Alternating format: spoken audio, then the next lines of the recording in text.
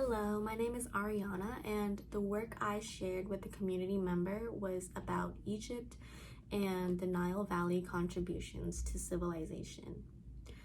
I chose this topic because, with Egypt being one of the first civilizations in the world, it's highly important for everyone to know where a lot of these westernized ideas and concepts everyone is so used to started first. I touched base on three main points throughout the reading, which were early astronomy and the creation of the calendar, astrology, astronomy, and agriculture, and Nile Valley religion. The community member I decided to teach on this subject is a person who went to a private Catholic high school for all 4 years. I knew that based on that fact alone, they had never been exposed to this kind of information yet, and that's why I chose the topic that I did. Before I got into the lesson, I wanted to see what they have learned in K through 12 regarding Africans, African Americans, and Africa altogether. To no surprise, they said that they've only learned about things such as slavery in the US, leaders like Martin Luther King, and the civil rights era in the 1960s. I then touched base on the fact that we have been taught from a Eurocentric standpoint rather than Afrocentric one. I went into detail about what exactly that means, and they fully agreed that we have been sheltered from the truth in history. Now, going into my lesson, when discussing my first point regarding the creation of the calendar, I asked where they think the calendar that we use to this day came from. They brought up that they had only heard about a Mayan calendar in the past, but overall they had no idea where today's calendar derived from. Once I told them how the people of Kemet calculated and created the calendar, not only did they get a better understanding of the creation of the calendar, but they learned something new from the Egyptians that they were not aware of before. The next thing I talked about mostly was the architecture of the Great Pyramids and how astronomy and astrology really tie in with it.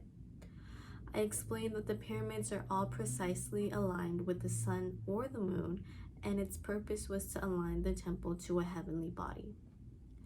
They were very open to this information, and I even brought up the myth of the aliens being the ones to put the pyramids there. I asked if they ever believed those rumors, and they said that they'd never believed it, but they just didn't know how the Egyptians did it. And that is something that the Egyptians themselves have the answers to. The last thing that we discussed was Nile Valley religion, which was what I was looking forward to discussing with them the most due to the fact that they attended a private Catholic school for all 4 years of high school. I was raised in a very Catholic household myself, and while reading these concepts that came out of Egypt, I myself was astonished at the fact that it all sounded a lot like Catholic concepts that I grew up to know. During this part of the lesson, I first introduced the concept of nature and how they are similar to Catholic or Christian religion, and how they have saints, angels, and messengers that carry out different roles pertaining to God. At first, the idea of nature was a confusing concept for them to grasp, but it was a lot easier for them to understand when comparing it to the angels and the saints that Catholic or Christian religion has. Now, getting further into Kemet civilization and reading the story of Ausar and his wife Aset getting impregnated by the spirit of her husband, and that child growing up to be king on earth, without saying anything further after reading the excerpt, they told me that it sounded very familiar to the Catholic story of Mary getting pregnant with Jesus through the power of the Holy Spirit. It was all starting to make a lot more sense to them after I touched base on this. I then talked about the 42 admonitions of Ma'at and read the first few on the list.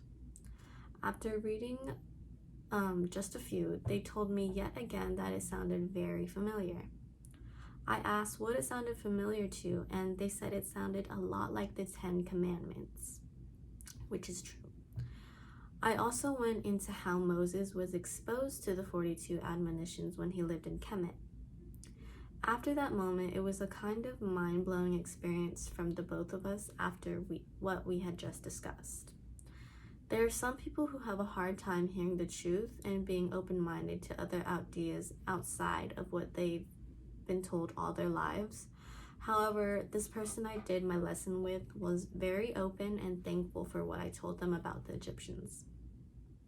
With how many parallels there are with Nile Valley religion and Catholic religion, it was very hard for them, or anyone for that matter, not to believe that the Egyptians were the ones who created many of these concepts first. The Egyptians just had a lot of things precisely calculated and figured out, and it seemed like they had an answer for everything, which they did.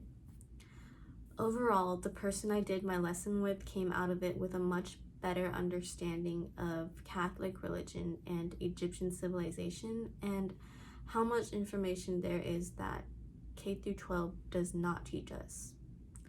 And they now have a better understanding to take that information and to pass it on to the next person as well.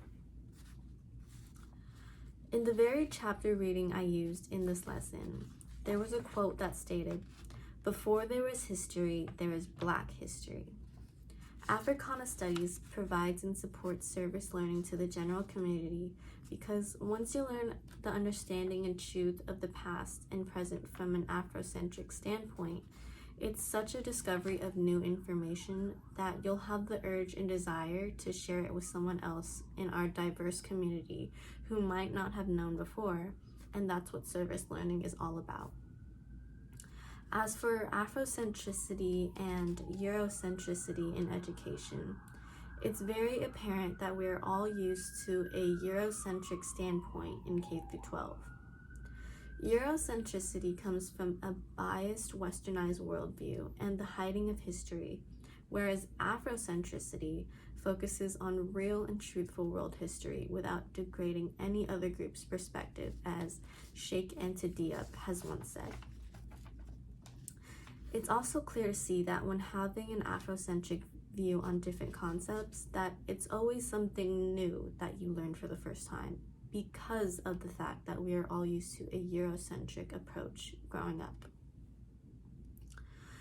Epistemology is important as it relates to philosophy and spiritual systems in the African tradition because essentially you're asking yourself, do I really know things? Is there more that I have to learn? Who is responsible for giving me this knowledge? Where does it come from, and how does it come to be?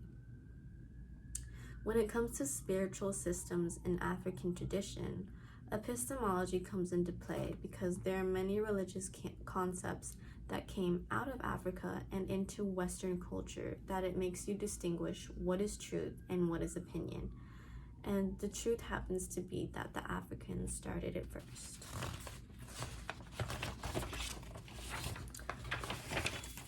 Lastly, the symbol of balance, truth, and justice and order in the Kemetic tradition of spirituality and social order is that of Ma'at.